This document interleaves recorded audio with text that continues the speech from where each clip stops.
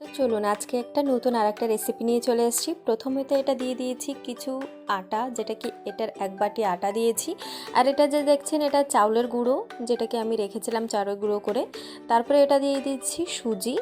তো চলুন আপনাদের সাথে শেয়ার করছি কি বানাচ্ছি। তো hello guys, welcome to my YouTube channel. তো কেমন আছেন আপনারা সবাই? আশা করছি সবাই ভালো আছেন।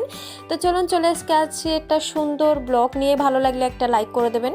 তো এটা 3টা দিয়ে দিয়েছি। 3টা দিয়ে দেওয়ার পরে ভালো করে এটা মিক্স করে নিয়েছি। মিক্স করার পর এটা স্বাদ অনুসারে এখানে চিনি দিয়ে দিয়েছি। যে কম খাচ্ছেন কম দেবেন, বেশি খেলে বেশি দেবেন। হালকা কিছু পরিমাণের লবণ দিয়ে দিয়েছি।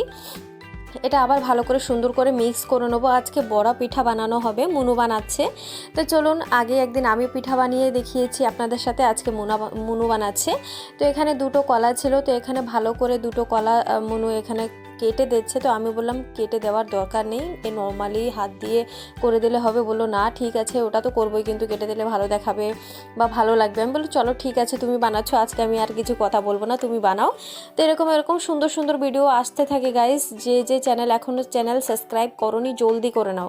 তো এখানে ভালো করে জল দিয়ে দিলো, যেটুক জল দরকার অল্প কিছু পরে দিল। আর এখানে সোডাও কিছু পরিমাণে দিলাম, হালকা অল্প ছোড়া দিয়েছি। বেশি যদি ছোড়া দিচ্ছি তো ভালো হবে না, পেট খারাপ হবে। তো এখানে ভালো করে ব্লেন্ড করলাম, ভালো করে এখানে মুনো হাত দিয়েই চটকাইয়ে রাখার পর এখানে থাল দিয়ে ঢেকে রেখেছি। ঢেকে কিছু সময় রেখে দিয়েছি। রেখে দেওয়ার পর এখানে গ্যাস জ্বালিয়ে নিয়েছি, তারপরে কড়াই দিয়ে দিয়েছি, তারপরে তেল এখানে দিয়ে দিচ্ছি। তেল দিয়ে দেওয়ার পর তেল গরম হবে।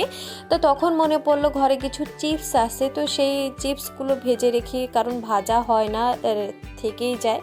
তো এখানে চিপসগুলো ভালো করে ফ্রাই করে সব উঠিয়ে রাখবো, কারণ এগুলো যদি সন্ধ্যা স্ন্যাক্সে কিছু না থাকে তো তখন এগুলো খেতে বহুতই টেস্ট হয়। কারণ এগুলো নর্মালি কিনতে গেলে বহুতই প্রাইস পড়ে, যদি কিনে ঘরে এরকম বানিয়ে রাখছেন তো বহুতই চটপটা হয়ে যায়, কিছুটা স্ন্যাক্স ভালো লাগে খেতে।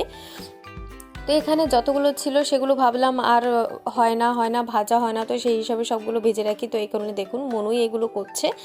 তো এখান থেকে সব কমপ্লিট তো ভাজা হয়নি, সব কমপ্লিটলি ভাজা হবে। ভাজা করার পর, কারণ সেই পর্যন্ত যে পিঠা বানানোর জন্য বানিয়ে রেখেছি ওগুলো ঢেকে রেখেছি, ওগুলো কারণ যেহেতু সুজি ইউজ হয়েছে ওটা ভালো করে ফুলবে, তো তার জন্য রেখে দিয়েছি। এগুলো কমপ্লিট ভাজা হয়ে গেছে, তারপরে এগুলো ভাজা শুরু করছি। দেখুন কত সুন্দর করে বড়া দিচ্ছে, মনে হচ্ছে কত এক্সপিরিয়েন্স আছে এরকম। আর সুন্দর ভালো, অনেক সময় যেহেতু রেখে দিয়েছি সুজিগুলো ফুলেছে।